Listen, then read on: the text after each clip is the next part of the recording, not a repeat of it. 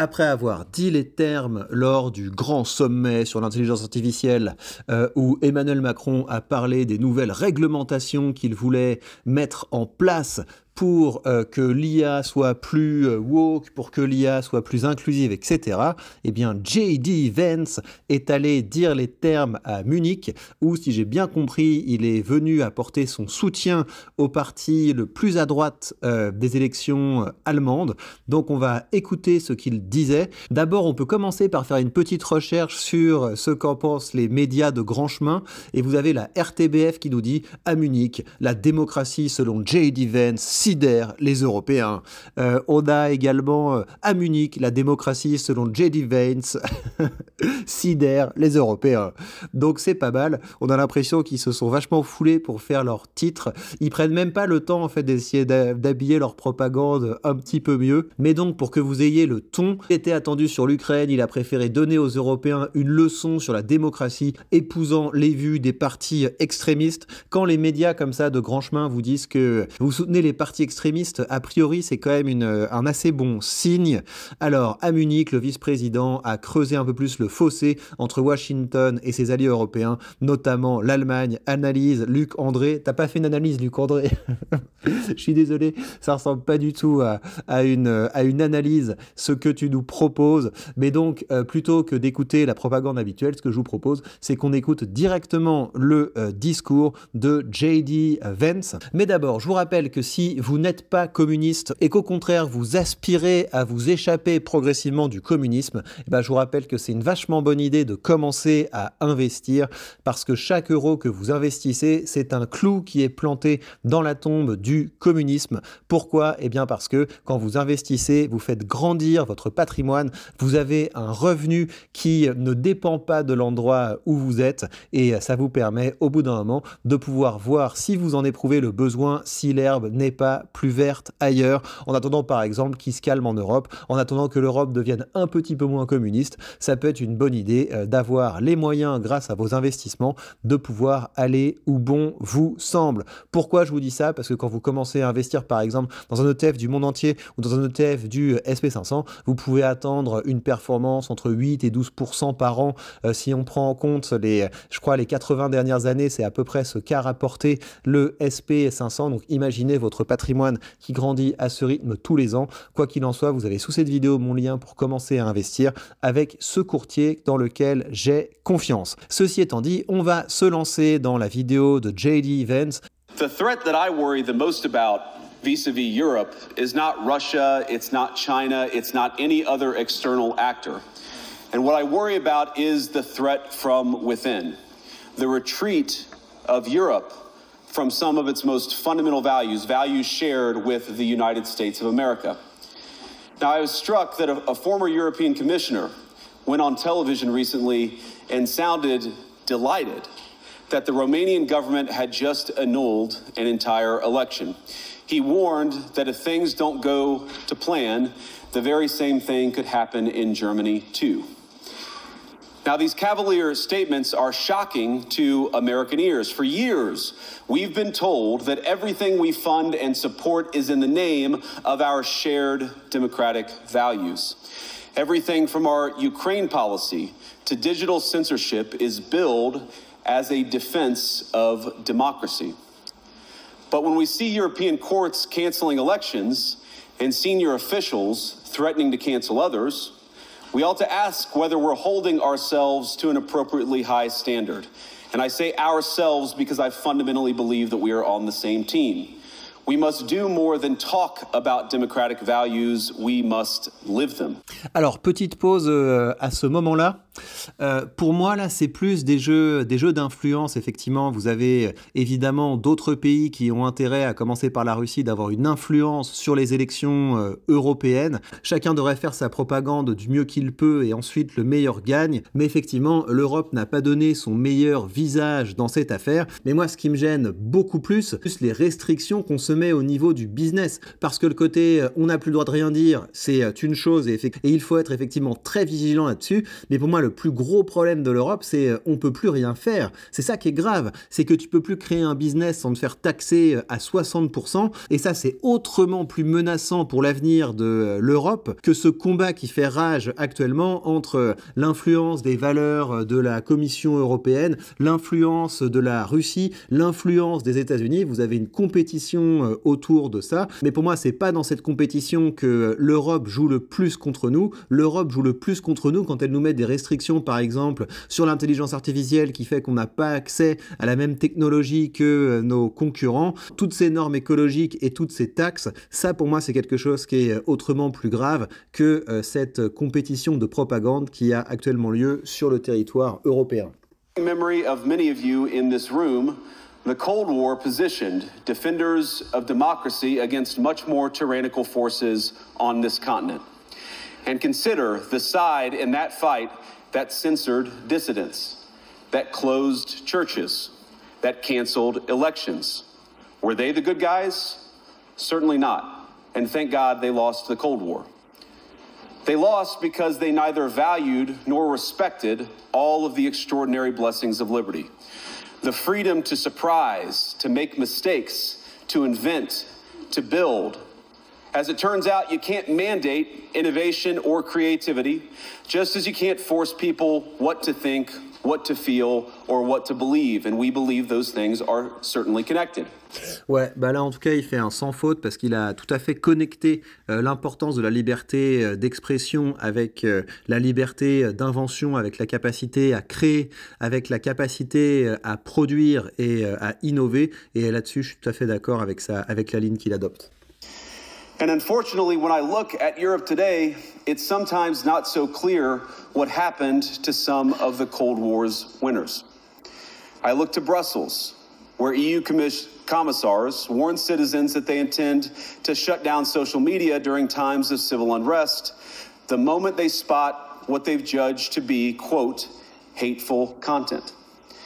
Or to this very country, where police have carried out raids against citizens suspected of posting anti-feminist comments online as part of, quote, combating misogyny on the internet, a day of action. I look to Sweden, where 2 weeks ago the government convicted a Christian activist for participating in Koran burnings that resulted in his friend's murder. And as the judge in his case chillingly noted, Sweden's laws to supposedly protect free expression do not, in fact, grant, and I'm quoting, a free pass to do or say anything without risking offending the group that holds that belief. Je suis assez d'accord avec ce qu'il dit ici, avec effectivement les menaces qu'on a en Europe au nom de cette fameuse protection vis-à-vis des contenus haineux. Il y a un truc qui me gêne, je vous le dis quand même dans son discours, c'est que c'est un petit peu les faits divers.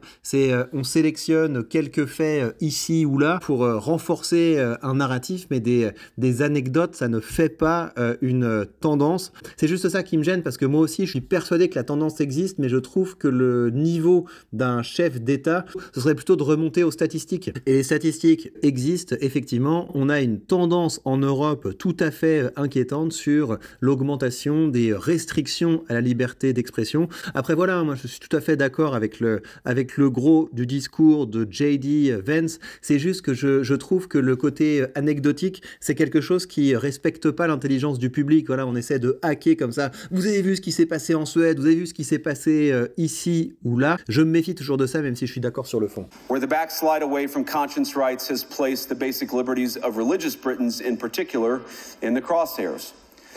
A little over 2 years ago, the British government charged Adam Smith Connor, a 51-year-old physiotherapist and an Army veteran, with the heinous crime of standing 50 meters from an abortion clinic and silently praying for 3 minutes. Ouais, je suis désolé, hein, c'est le même commentaire. Je trouve que c'est un peu trop anecdotique son discours. Autant je l'avais trouvé très bon sur les principes quand il avait parlé de l'intelligence artificielle et du fait que l'attitude de l'Europe était pas assez pro-business. Là, je trouve il empile des anecdotes et encore une fois, je trouve que c'est suspect, même si je suis d'accord sur le fond de son discours. And in the interest of comedy, my friends, but also in the interest of truth, I will admit that sometimes the loudest voices for censorship have come not from within Europe, but from within my own country, where the prior administration threatened and bullied social media companies to censor so-called misinformation. Misinformation like, for example, the idea that coronavirus had likely leaked from a laboratory in China. Our own government encouraged private companies to silence people who dared to utter what turned out to be an obvious truth. So I come here today not just with an observation, but with an offer. And just as the Biden administration seemed desperate to silence people for speaking their minds, so the Trump administration will do precisely the opposite, and I hope that we can work together on that. In Washington, there is a new sheriff in town, and under Donald Trump's leadership, we may disagree with your views, but we will fight to defend your right to offer it in the public square, agree or disagree. Ouais, là, la conclusion, elle est classe, j'ai rien à dire, c'est pas mal du tout. En tout cas, c'est intéressant hein, d'avoir J.D. Vance qui vient nous donner des leçons de démocratie. Comme j'aime pas m'en tenir à une première impression, on va regarder des extraits de la transcription du discours complet. La bonne nouvelle, c'est que je pense que vos démocraties sont bien moins fragiles que beaucoup de gens le craignent. Croire en la démocratie, c'est comprendre que chacun de nos concitoyens a de la sagesse et a une voix. Je crois vraiment que permettre à nos concitoyens de s'exprimer les rendra encore plus forts, ce qui nous ramène à Munich où les organisateurs de cette conférence ont interdit aux parlementaires représentant les partis populistes de gauche comme de droite de participer à cette discussion. Nous ne sommes pas obligés d'être d'accord avec tout ce que les gens disent, mais lorsque les dirigeants politiques représentent un groupe important, il nous incombe de participer au dialogue avec eux. Aujourd'hui, pour beaucoup d'entre nous, de l'autre côté de l'Atlantique, cela ressemble de plus en plus à de vieux intérêts bien ancrés se cachant derrière des termes laids de l'ère soviétique comme mésinformation ou désinformation, qui n'aiment tout simplement pas l'idée que quelqu'un ait une autre opinion, d'accord. Donc il continue à développer sur la liberté d'expression, même lorsque des personnes expriment des opinions en dehors de votre propre pays, et même lorsque ces personnes sont très influentes, croyez-moi, je dis ça avec humour, si la démocratie américaine peut survivre à 10 ans de réprimande de Greta Thunberg, vous pouvez survivre à quelques mois d'Elon Musk. Ça c'est drôle, c'est d'excellentes punchlines, et c'est là qu'on voit qu'il est intelligent cet homme, mais aucune démocratie, qu'elle soit américaine, allemande ou européenne, ne survivra à l'idée de dire à des millions d'électeurs que leurs pensées, leurs préoccupations, leurs aspirations, leurs appels à l'aide ne sont pas valables ou ne méritent pas d'être pris en considération. Bon, c'est pas mal, hein. Honnêtement, c'est un discours qui ne devrait pas choquer. Il y a peut-être des choses sur l'immigration qui ont choqué nos médias et c'est pour ça qu'ils le censurent. Attendez, qu'est-ce qu'il nous dit sur l'immigration? Oui, c'est là. Parmi tous les défis urgents auxquels sont confrontées les nations représentées ici, je pense qu'il n'y en a pas de plus urgent que la migration de masse. Aujourd'hui, près d'une personne sur 5 vivant dans ce pays a immigré de l'étranger. Il s'agit d'un chiffre record. Le nombre d'immigrants rentrant dans l'UE en provenance de pays tiers a doublé entre 2021 et 2022 et il a beaucoup augmenté depuis. Donc il parle ensuite des incidents qu'il y a eu à Munich qui sont une conséquence effectivement de l'immigration. C'est une histoire terrible, aucun électeur sur ce continent n'est allé aux urnes pour ouvrir les vannes à des millions d'immigrés non contrôlés. Ouais, je pense que c'est pour ça que les médias nous disent « Ouh là là, c'est vraiment très grave ce qu'a dit J.D. Vance ». Moi je suis d'accord qu'il faut que la population puisse reprendre la main sur ce sujet de l'immigration. La seule chose que je dirais, c'est que vouloir stopper l'immigration sans changer notre système communiste, ça va être compliqué parce que la raison pour laquelle on importe des immigrés, c'est parce que les blancs, les locaux sont tellement écrasés d'impôts, de taxes et de charges qu'ils peuvent juste plus faire des enfants. Et donc c'est ça notre problème, c'est qu'on a besoin de gens qui font des enfants pour pouvoir financer les énormes retraites qu'on doit payer en ponctionnant l'argent des travailleurs. Donc c'est ça le problème. Donc si vous voulez moins d'immigrés, priori, il va falloir décollectiviser un petit peu nos économies, et là, ça peut être très bien. Si on arrive vers des économies avec un système très simple, tu payes pour ce que tu consommes, si tu travailles pas, tu manges pas, je peux vous dire qu'on va directement arrêter d'attirer des parasites et qu'on va pouvoir renouer avec des économies qui sont beaucoup plus productives.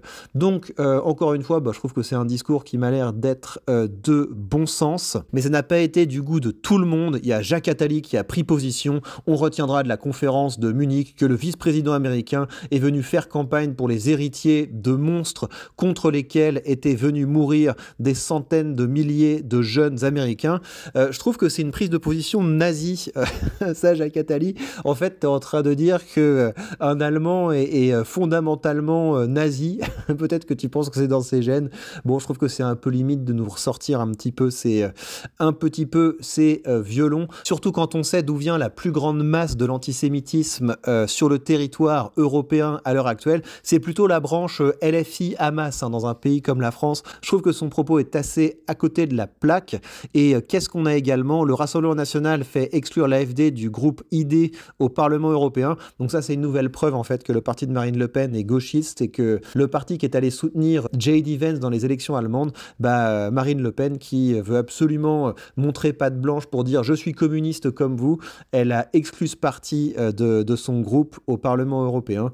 Donc voilà, encore une preuve, s'il en fallait, que Marine Le Pen, ça vaut pas mieux que les autres gauchistes. Voilà donc pour cette petite plongée dans le discours de J.D. Vance. Encore une fois, moi je trouve que c'est un assez bon discours si on enlève le côté un peu, perd l'anecdote, on essaie d'hacker la réflexion des gens en leur balançant des faits divers. En vérité, quand on regarde le discours dans son ensemble, c'est un bon va-et-vient entre des petits faits frappants et une réflexion plus générale. La seule chose qui me gêne, c'est que cette aspiration pour la liberté, c'est un peu dommage que ça vienne de l'extérieur et ce serait bien qu'il y ait beaucoup plus de gens qui disent les termes sur ce genre de sujet. Et c'est pour ça que, comme d'habitude, je vous encourage à commencer à l'ouvrir, commencer à dire les termes, commencer à créer du contenu. Et vous avez, comme d'habitude, des ressources sous cette vidéo pour vous accompagner dans cette quête. Et bien voilà, chers amis, prenez bien soin de vous et à très vite.